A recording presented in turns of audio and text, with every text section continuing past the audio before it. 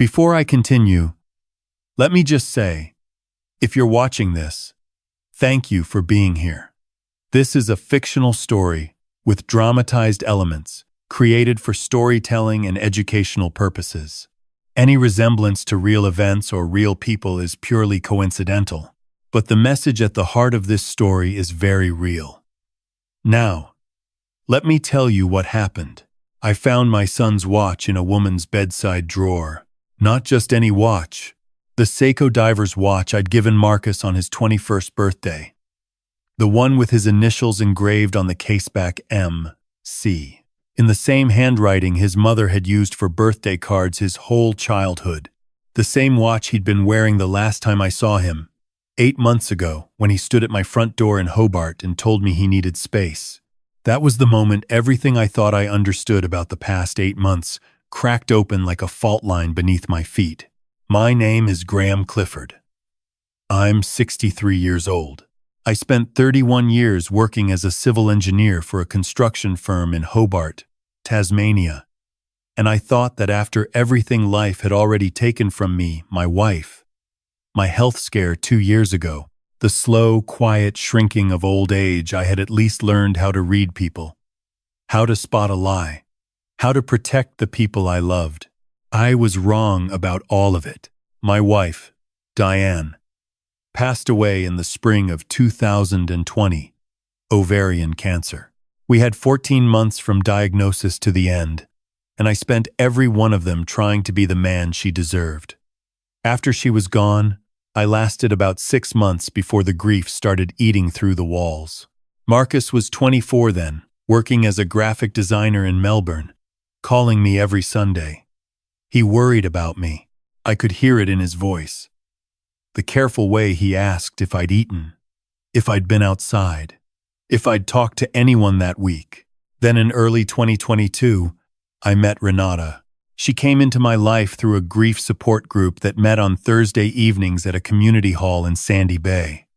She was 51, well-dressed, quiet in a way that felt like stillness rather than absence. She said she'd lost her husband to a heart attack 3 years earlier. She had no children, no family nearby, just a small consulting business she ran from home, financial wellness coaching, she called it, helping people rebuild after major life transitions. She understood loss in a way that felt rare and genuine. Over coffee after the Thursday meetings, we talked about Diane, about grief, about the strange guilt of wanting to feel something other than sad. By mid-2022, we were seeing each other.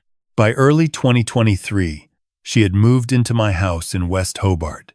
Marcus did not take it well. He was polite about it, the way young people are polite when they don't want to hurt you but can't quite hide the alarm in their eyes. He came down from Melbourne for a long weekend in April 2023, and I watched him watch Renata across the dinner table with an expression I couldn't read. Afterward, alone in the kitchen, he said, "Dad, how much do you actually know about her?" I told him I knew enough, that he didn't need to worry. He nodded and dropped it, but something between us shifted after that visit. His Sunday calls grew shorter. He started mentioning being busy, new projects, long hours. By August 2023, he told me he'd been offered a contract in Perth and was going to take it. He'd be out of contact for a while, the client was demanding. The schedule brutal. He'd call when he could. I asked if this was about Renata. He said, "I just need some space, Dad." I drove him to the airport. We hugged on the curb. He looked back once before he went through the doors, and something in that look, something I couldn't name then, stayed with me for months afterward like a splinter I couldn't locate. After 3 weeks of silence, I called the number he'd given me for Perth. Disconnected. I emailed. No reply. I contacted his old flatmate in Melbourne, a young man named Joel who'd known Marcus since university. Joel said he hadn't heard from him either, that Marcus had sublet his Melbourne apartment and left without much explanation. I filed a missing persons report with Tasmania Police in October 2023. The officer I spoke to, a tired-looking man who smelled of instant coffee, told me gently that adults have the right to disengage from family contact, that there was no evidence of foul play, that Melbourne police would follow up. No one followed up. For 8 months, I lived inside that not knowing. Renata was sympathetic. She held my hand when I cried. She told me Marcus was probably finding himself, that young men sometimes needed to step away from family to grow. She said it so calmly, so reasonably, that I believed her. I needed to believe something. Then came the Saturday morning in May 2024, when Renata left for what she said was a client retreat in the Huon Valley. A long weekend. Back Monday, she kissed me on the cheek and pulled out of the driveway in her white Subaru. And I stood at the window watching her go with a feeling I couldn't explain, a low, persistent wrongness, like a sound just below the range of hearing. I told myself I was being paranoid. I went back inside and made coffee. And then I noticed her laptop sitting open on the kitchen table. She'd forgotten it, which was strange, because Renata never went anywhere without her laptop. I didn't open it. I want to be clear about that. I didn't snoop, didn't go looking for anything. I was going to close the lid and leave it there. But as I reached across the table, the screen lit up from sleep, and what I saw made my hand freeze midair. It was a calendar, open to May 2024. And on that Saturday, the day she was supposedly at a client retreat, there was an entry. It said, M weekly check, bring supplies, M panned, anxiety. I stood there for a long time. Then I pulled out my phone and took a photo of the screen. Renata had a property I'd never visited. She'd mentioned it once. Early in our relationship, a small weekender she'd inherited from her late husband, somewhere down the Channel Highway near Kettering. She'd said it needed too much work to be worth using, that she was thinking of selling it. I'd had no reason to think about it again. Now, I was thinking about it very hard. I didn't know the address, but I knew the name of her supposed late husband, Gerald Marsh, because she'd mentioned it several times, always with the same careful grief. A Google search for Gerald Marsh, Kettering, Tasmania, took me to a short death notice from 2019. And, attached to the same search cluster, a land title record from the Tasmanian Land Titles Office website, listing a property on Kettering Road registered to R. Marsh. I wrote down the address. My hands were not entirely steady. I drove south from Hobart on the Channel Highway with the windows down and the morning air cold off the estuary. The Huon Valley stretched out silver and green on either side. Under different circumstances, it would have been beautiful. I turned onto Kettering Road and followed it for nearly 4 kilometers before I found the property. A weatherboard house set back from the road behind a stand of blue gums. A white Subaru parked in the gravel driveway. She was here, not at any client retreat. I sat in my car at the road's edge for a long moment. Every sensible part of my brain was telling me to call the police, to turn around, to not go charging into a situation I didn't understand. But 8 months of not knowing where my son was had worn away something in me, and the photograph of that calendar entry was still bright in my mind. I got out of the car and walked up the driveway. The front door was unlocked. I pushed it open and stepped into a dim hallway that smelled of old timber and something chemical, antiseptic. The house was quiet. A kitchen to the left, small and clean. A sitting room to the right, unused looking. The furniture slightly dusty. A corridor ahead leading to what I assumed were bedrooms. I was 3 steps down that corridor when I heard a voice. Renata's voice, from behind a closed door at the far end. Low, calm, the same tone she used when she was explaining something she'd already explained before. I couldn't make out the words. I moved closer, and then I heard a second voice, muffled and slow. My son's voice. I opened the door. The room was small, a converted bedroom, the window covered with a heavy blind. A single lamp on the floor casting pale light across the walls. Marcus was sitting on the edge of a single bed, wearing clothes that hung loose on a frame that had grown too thin. His hair was long and unwashed, his face hollow in a way that frightened me. He looked up when the door opened, and for a moment he just stared at me as if he wasn't certain I was real. Renata was standing at the foot of the bed. She turned around slowly. Her expression, in the first half-second before she controlled it, was not shock. "Graham," she said, "what are you doing here?" I wasn't looking at her. I was looking at my son, Marcus. He stood up. He swayed slightly, caught himself on the bedpost. "Dad." I crossed the room in 3 steps and put my arms around him. He was so thin. I could feel his shoulder blades like wings through his shirt. He didn't pull away. He leaned into me with the full weight of someone who has been holding themselves upright for a very long time. "How long have you been here?" I said into his hair. He didn't answer. I could feel him shaking. I turned to face Renata. "What have you done to him?" She was perfectly composed. "Marcus has been going through a very difficult time. He came to me for help. I've been supporting him through a mental health crisis that he wasn't ready to share with you." She said it in the tone of a reasonable person explaining a misunderstanding. "I was trying to protect you both." Marcus made a sound that was not quite a laugh. "Tell him the truth," he said quietly. "He's going to find out anyway." Renata looked at him for a moment. Then she looked at me, and the composure slipped, just slightly, a tightening around the eyes, a shift in the set of her mouth. In that moment I understood, somewhere below conscious thought, that I was not dealing with someone who was simply misguided or even cruel in an ordinary way. Something that had been there all along and that I had simply never looked for. "We're leaving," I said to Marcus. "Right now?" He nodded. He bent down and picked up a small backpack from beside the bed. He had so little there, just that one bag, and we walked out of the room together. Renata did not try to stop us physically. She followed us down the corridor, saying calm, reasonable things about Marcus's state of mind, about professional care, about how this wasn't what it looked like. I kept walking. We got into my car. I locked the doors and drove. For the first 10 minutes, Marcus said nothing. He sat with his head against the window, watching the paddocks and the estuary slide past. His hands were in his lap, very still. Then he said, "She told me you'd chosen her over me, that you'd signed documents, giving her control of the house and your accounts.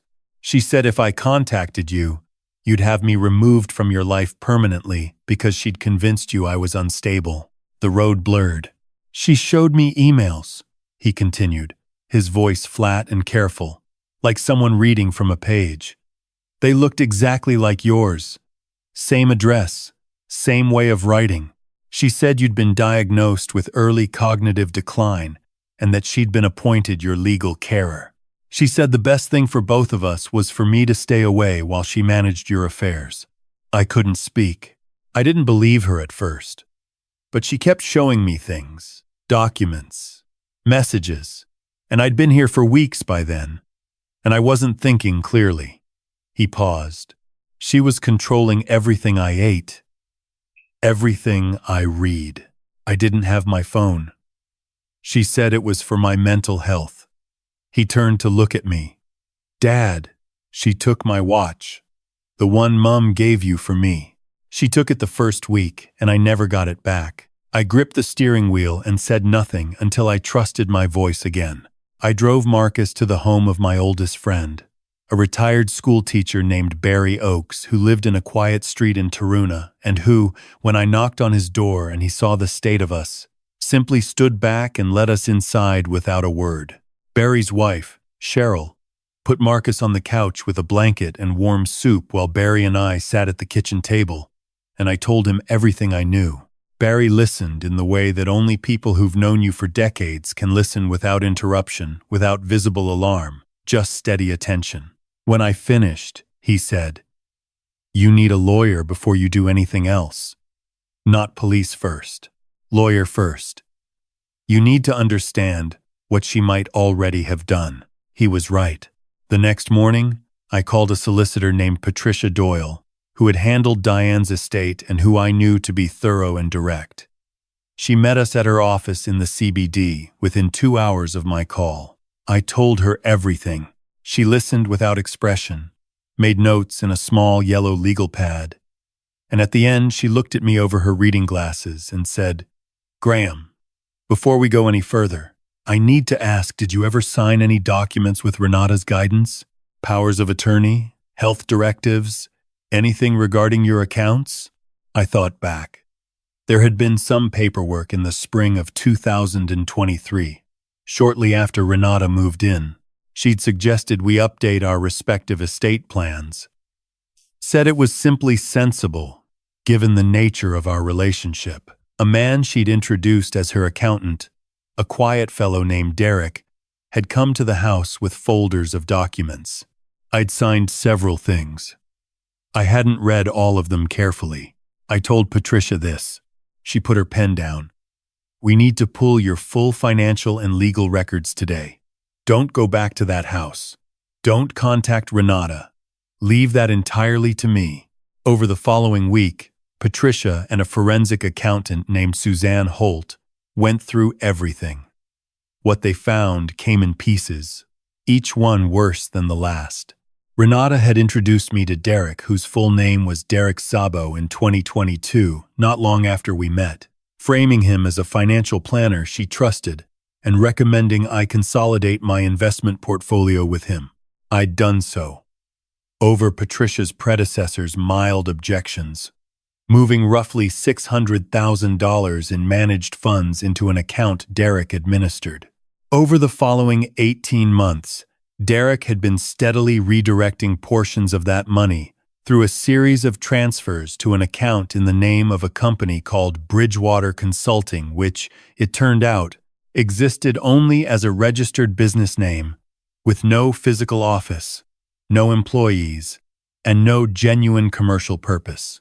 Among the documents I'd signed during the estate planning session was a limited power of attorney that, buried in its third schedule, authorized Renata to act on my behalf in financial matters in the event of my being assessed as cognitively incapacitated.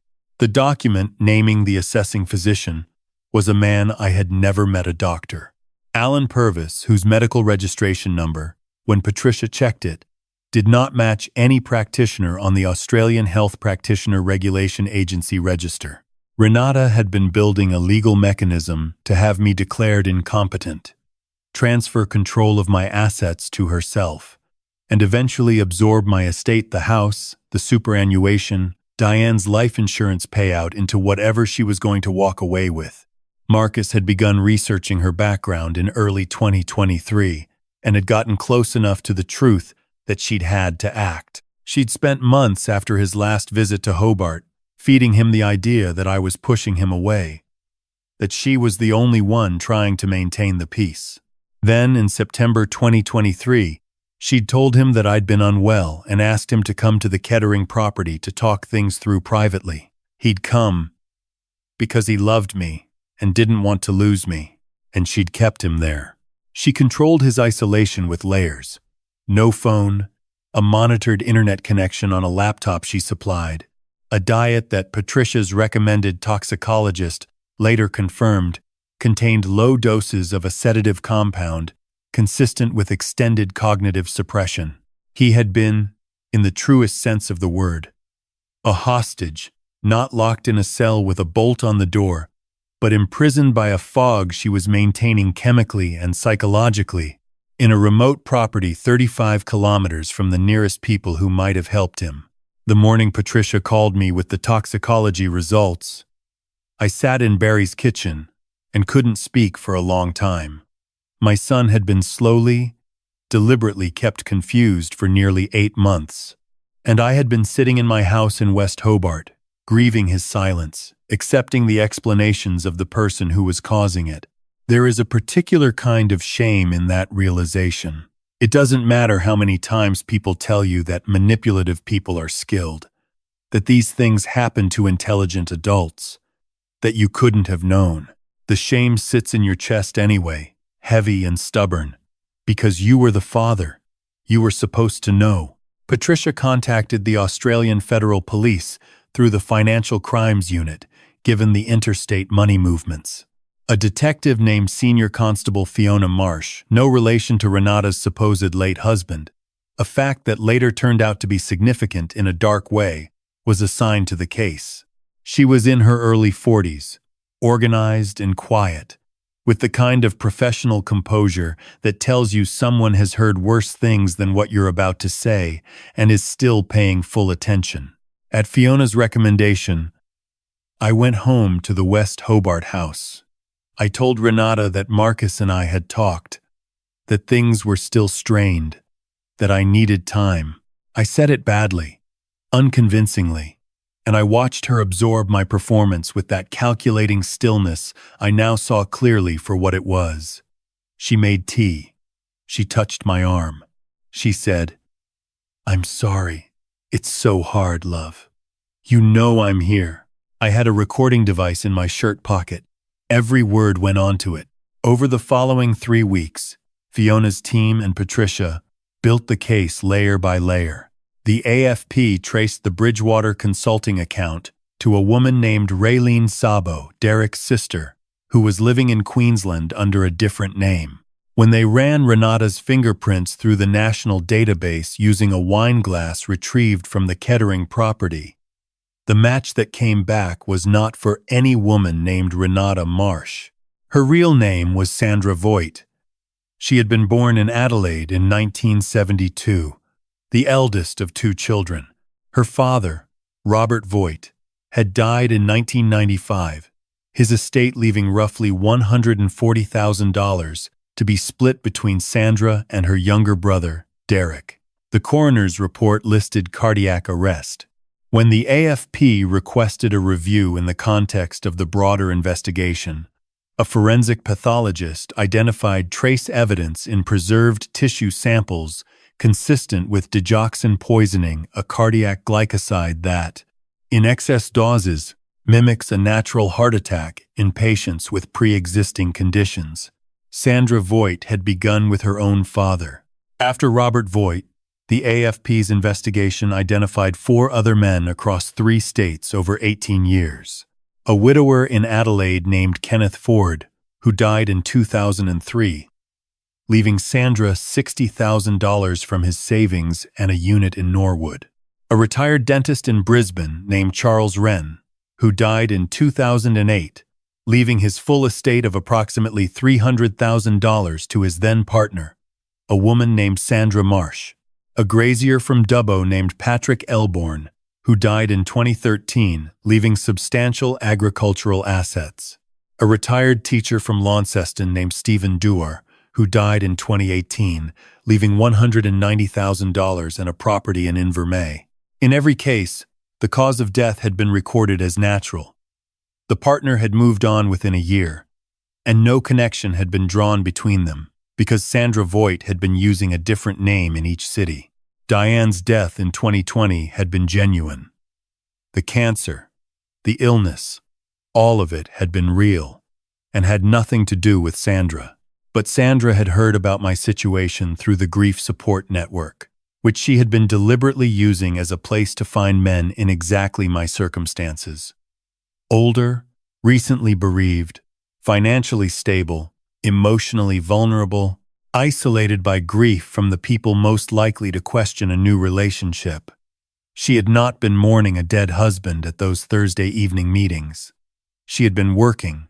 Marcus had figured out most of this from his bedroom in Melbourne, 8 months before she took him. He'd found inconsistencies in her story online, a grief support forum, where someone with her description had been mentioned in connection with the death of a man in Brisbane, a photograph in an old Brisbane newspaper article, at a funeral that showed a woman who looked very much like Renata in clothes from a different decade.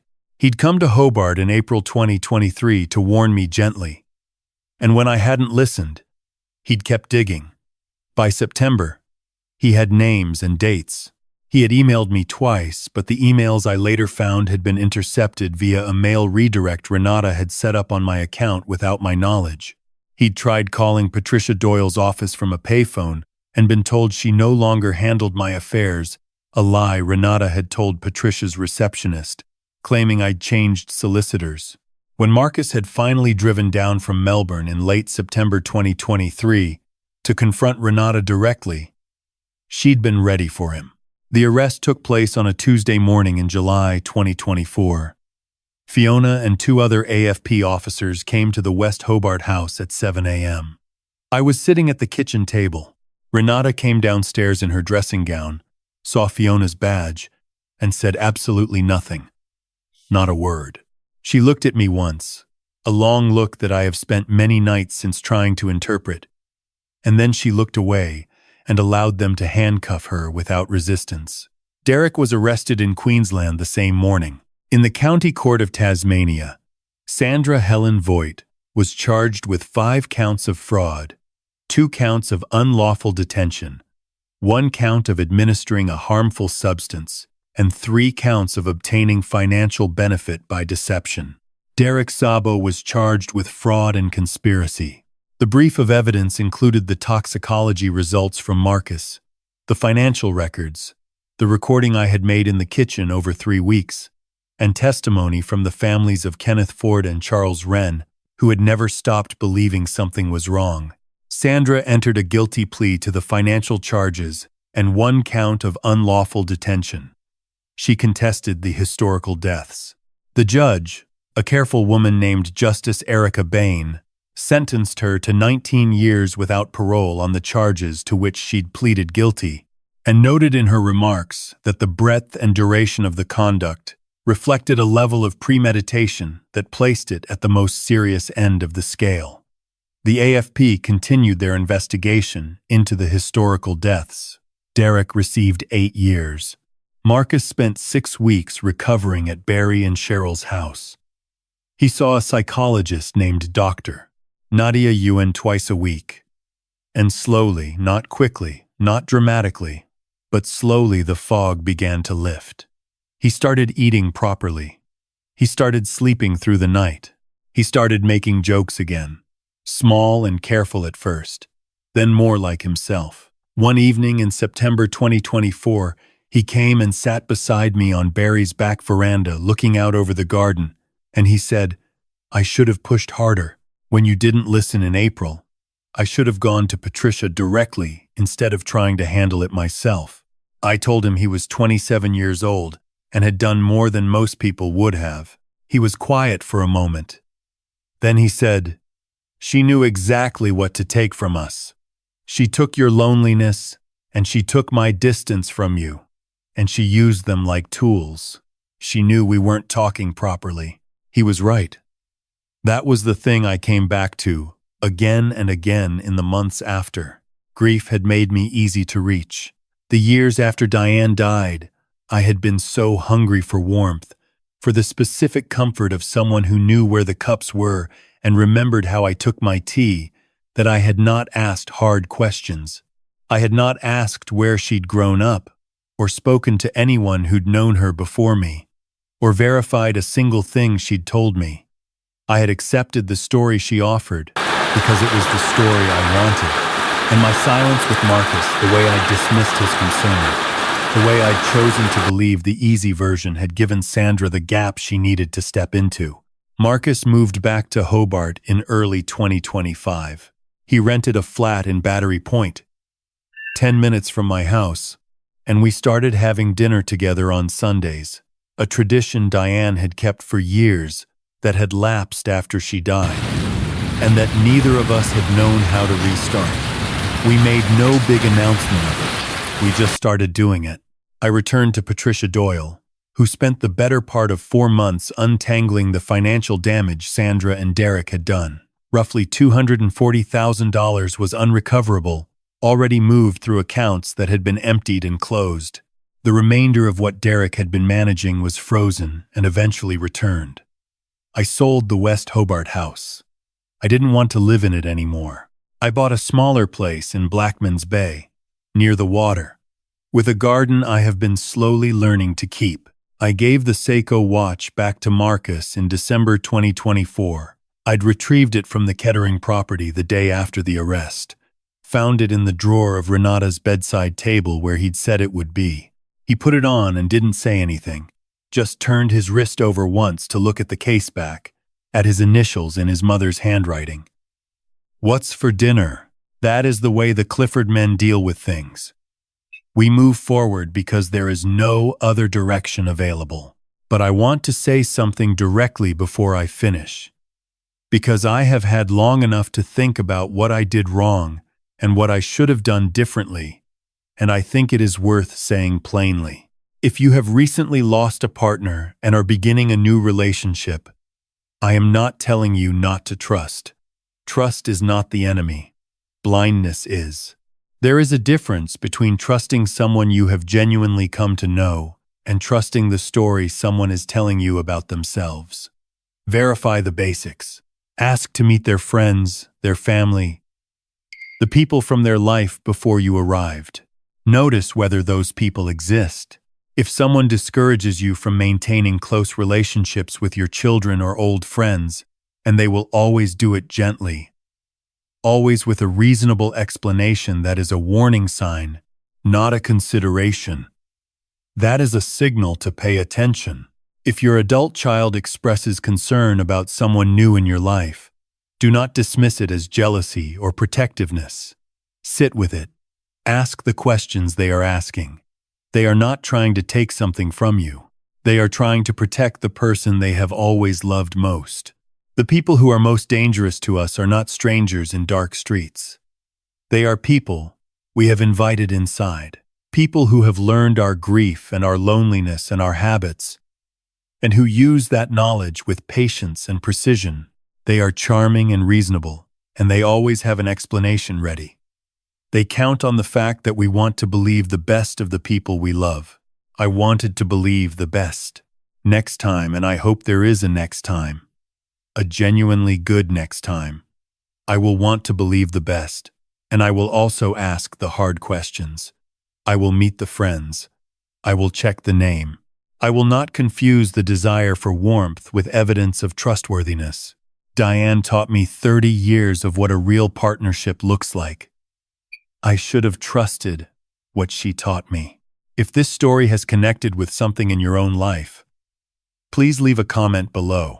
I would genuinely like to know what you think, not just about the story, but about trust, about grief, about the ways we make ourselves vulnerable when we are hurting.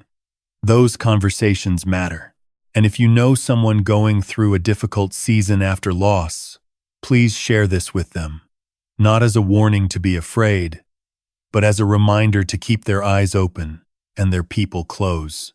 Take care of yourselves and take care of each other.